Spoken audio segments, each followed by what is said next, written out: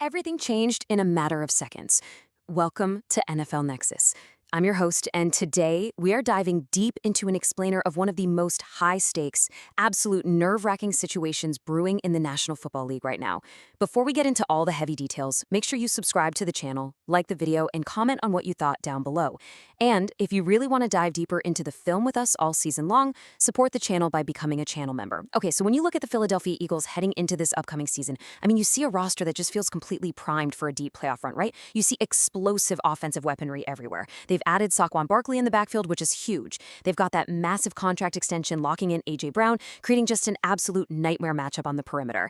And then you look at the other side of the ball. You see a defensive line built to literally terrify opposing quarterbacks, with Jalen Carter dominating the interior, commanding double teams on every single snap.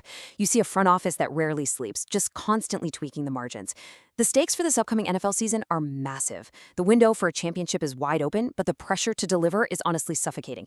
Yet, beneath the surface of this glittering, star-studded roster, buried deep in the intricate details of the depth chart, there is a very quiet, very real ticking time bomb.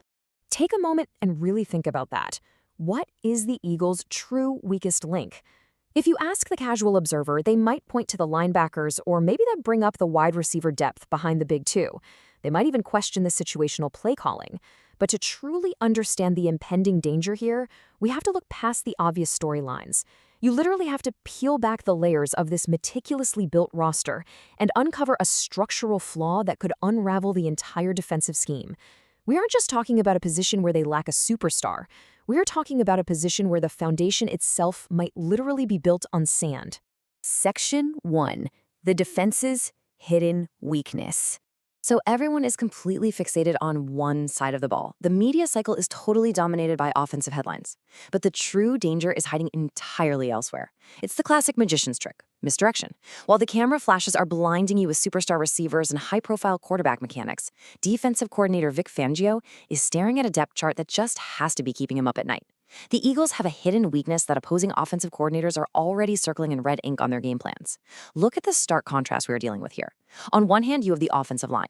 Sure, everyone wants to talk about them. We all saw the Landon Dickerson retirement scare, and there's always an injury-prone perception hovering around those massive guys in the trenches. But here is the reality. That offensive line has established veteran starters with a combined dozens of Pro Bowl appearances and thousands of high-leverage snaps. They have a proven, undeniable track record of physical dominance. They are a stable, highly paid commodity. Now look at the other side of this comparison, the safety room. This is terrifying. The Eagles didn't go out and add a significant proven piece this offseason. They allocated almost zero premium salary cap space to the position. They didn't bring any reliable veterans back. They signed a couple of unproven bodies, guys most fans honestly couldn't even name without looking at a roster guide, relying entirely on patchwork depth and an anchor who is returning from a devastating injury. The stability of the offensive trenches is an absolute luxury, but the fragility of this defensive secondary, it's a nightmare waiting to happen. Okay, let's dive into this, because this is where the story gets incredibly intense. That number 2 represents a second-year player, just a sophomore in the National Football League. All of this immense, crushing pressure, the weight of a Super Bowl contending defense, rests almost entirely on the young shoulders of Andrew Mukaba. This isn't some seasoned veteran who has seen every single route combination in the playbook or diagnosed every pre-snap motion Peyton Manning could ever invent. No way. This is a young man who is being asked to be the absolute linchpin of a highly complex defensive system in one of the most demanding, unforgiving football cities in the entire world. Section 2, Week 6 Trial by Fire. And this brilliantly illustrates why this is such a massive gamble. We have to look backwards for a second. We have to transition to a very painful memory from last season to really paint a vivid picture of a young player violently thrust into the unforgiving spotlight of the NFL. When you're a rookie, the game moves at light speed. The mental processing required to play safety at this level is astronomical. And for Mukaba, his introduction to the harsh realities of professional football was nothing short of a trial by fire. His rookie campaign was just a brutal, violent roller coaster. It wasn't some smooth developmental year. It started with a catastrophic Week 6 missed tackle. That led directly into 3 agonizing weeks of Vic Fangio's infamous tough love. But then, something clicked. We saw late-season surge where the game finally slowed down for him. And just as the narrative was shifting, just as the confidence was building, a brutal season-ending ankle injury completely derailed his trajectory. This timeline is the entire reason the Eagles are holding their breath right now. Let's break down exactly what happened at the start of this chain reaction. Picture this. The lights are glaring, it's Thursday night football. The entire country is watching. The Eagles are playing their bitter division rival, the New York Giants. The tension in MetLife Stadium is just palpable. It's third and medium, a crucial swing down in the second quarter. The Eagles are operating out of a two-high safety shell, a classic quarters coverage look designed specifically to prevent explosive plays. And then, it happens. The Giants run a designed quick screen to test the edge, getting the ball out instantly to their shifty, dynamic receiver Wan'Dale Robinson behind two pulling blockers. Mukuba is in position. He correctly diagnoses the play design in a fraction of a second. He triggers downhill aggressively, weaving through the traffic to make the one-on-one stop in space. But right at the point of attack, in that critical split second where pad level and footwork literally mean everything, the rookie hesitates. His pursuit angle is just 2 degrees too flat. He drops his hips slightly too early, and his biomechanics just fail him. His right foot plants to explode into the tackle, but the turf gives way, his footing betrays him, and he completely loses his leverage. It is a disastrous, isolated, whiffed tackle in the open field. Robinson blows right past his outstretched arms and takes it down the sideline to the house for a back-breaking touchdown. It wasn't just a missed assignment. It was the kind of cinematic, slow-motion mechanical failure that can absolutely shatter a young defensive back's confidence. The silence on the Eagles' sideline was deafening. The rookie was completely exposed on national television, missing a fundamental open-field tackle in front of millions of people. Now, if you know anything about defensive coordinator Vic Fangio, you know he does not coddle his players. Fangio is a mastermind, a defensive architect behind some of the most feared units in modern NFL history, and his tolerance for fundamental biomechanical errors is exactly 0. Following that Giants game, Mukuba didn't sugarcoat his experience in the building. He revealed that Fangio was on him hard for about 3 weeks straight. Just imagine that environment for a second. We aren't just talking about a raised voice on the practice field. We are talking about 3 weeks of relentless, grueling film sessions. 3 weeks of having your absolute worst professional moment replayed in high definition, frame by frame by frame. Fangio is notorious for isolating players in the dark of the defensive back room, pausing the tape and forcing the rookie to verbally explain his pre-snap reads and post-snap pursuit angles in front of the entire defensive roster. It's old-school accountability. It's the kind of intense, psychological tough love designed to completely break a player down so they can be built back up with impenetrable calluses. For a young safety operating as the last line of defense in this specific complex scheme, that hardened, battle-tested mentality isn't just encouraged, it is an absolute requirement for survival. Section 3. The grueling road back. Now, what's really interesting about this slide is that surviving the mental gauntlet of Vic Fangio was only the first chapter. We have to shift the focus now to the immediate impact of his late-season physical tragedy. The pace of his development came to a screeching, violent halt. The grueling nature of his recovery has defined every single day of his life since he was helped off that field. This wasn't just a bump or a bruise. This was a severe setback that fundamentally altered the Eagles' long-term defensive roadmap. That undeniable momentum was suddenly, tragically cut short. After enduring those early season struggles, after surviving the 3 weeks of intense scrutiny in Fangio's doghouse, Mukuba actually responded. He didn't fold under the immense pressure. Over a span of 5 or 6 games late in the season, he started showing undeniable flashes of absolute brilliance.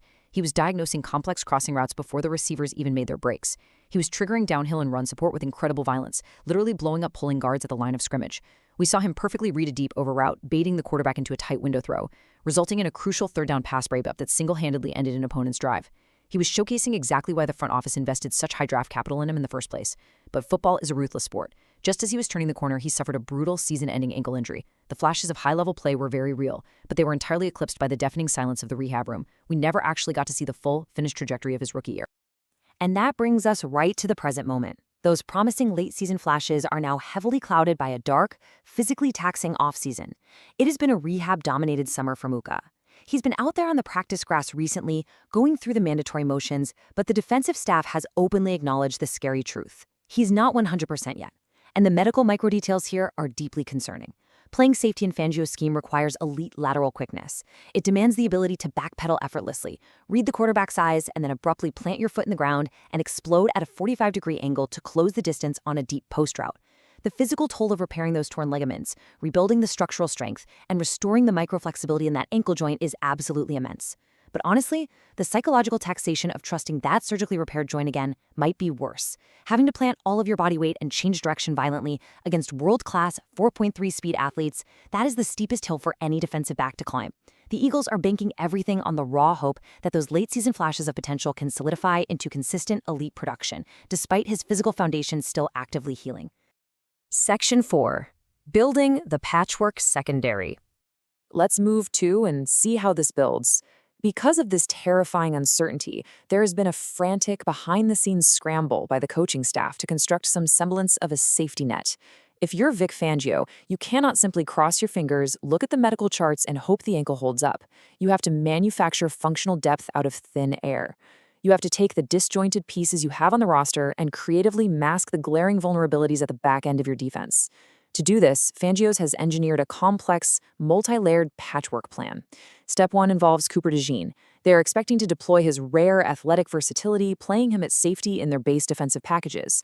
The entire idea here is to get a reliable, high IQ athlete on the field who can disguise coverages pre-snap and comfortably move around the formation to hide Mukuba's limitations. Step 2 is highly specialized.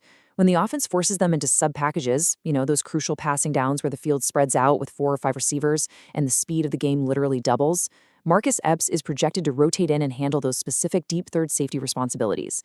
And step 3 is utilizing Michael Carter II as a nickel safety hybrid. This is a very specific rotational piece designed to blur the lines between pressing the slot receiver on the line of scrimmage and dropping deep into a too-high shell, creating hesitation for the opposing quarterback. Look, it looks like a sophisticated, brilliant, multi-layered strategy on the whiteboard, but make no mistake, this entire structure is a fragile mosaic made of broken glass.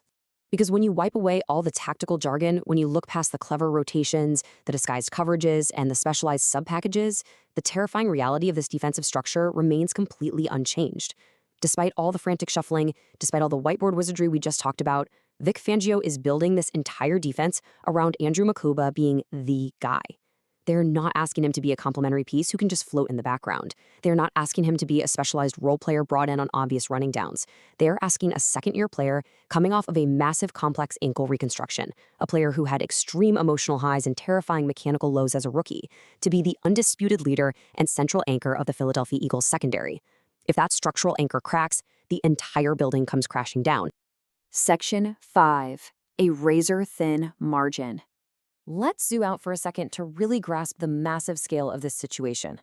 In the modern NFL, everything is inextricably connected. An elite, terrifying pass rush means absolutely nothing if the ball comes out of the quarterback's hands in 2 seconds to a wide-open receiver simply because the safety blew a crucial coverage rotation. The fate of this entire highly paid, star-studded defensive unit hinges directly on this single, incredibly fragile position group. The margin for error is essentially non-existent. So the crucial point is this: there is no parachute. Look at the offseason activity, or rather, the complete intentional lack of it. 0 significant offseason additions at the safety position. General Manager Howie Roseman allowed the free agent market to completely dry up without striking. They didn't sign highly available, proven commodities like Justin Simmons or Quandre Diggs when they had the chance. No reliable, battle-tested veterans were brought into the building to provide mentorship, film study hobbits, or just a reliable safety blanket. They signed only unproven, minimum salary bodies to fill out the bottom of the 90-man roster.